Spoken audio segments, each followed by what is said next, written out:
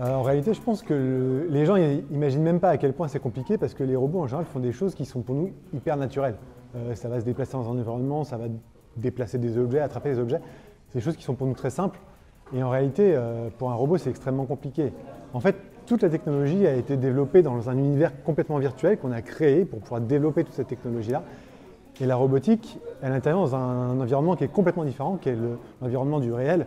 Et finalement, on a besoin de réadapter et de repenser complètement toute la technologie là, pour qu'elle puisse s'adapter à notre monde, à nous.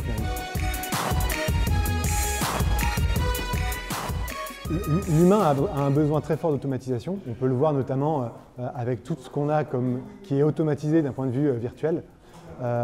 Et maintenant, le besoin de l'humain va un peu plus loin que ça. On ressent qu'il y a un besoin d'automatisation du réel. On peut le voir notamment avec l'IoT, ou tout l'électroménager qu'on peut avoir, ou l'automobile automatique, ce genre de choses-là, sont vraiment les prémices d'une révolution qui va arriver bientôt, pour moi dans la décennie à venir. Aujourd'hui, les technologies sont prêtes, et puis il va falloir vraiment réduire les coûts de ces technologies-là pour qu'elles soient accessibles au grand public.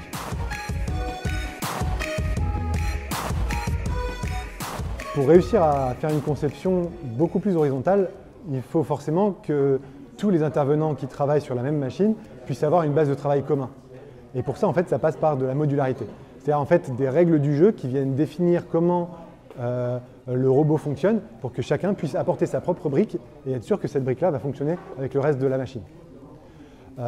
Finalement, ça passe vraiment par un système qui va permettre de relier ensemble les différents éléments de la machine.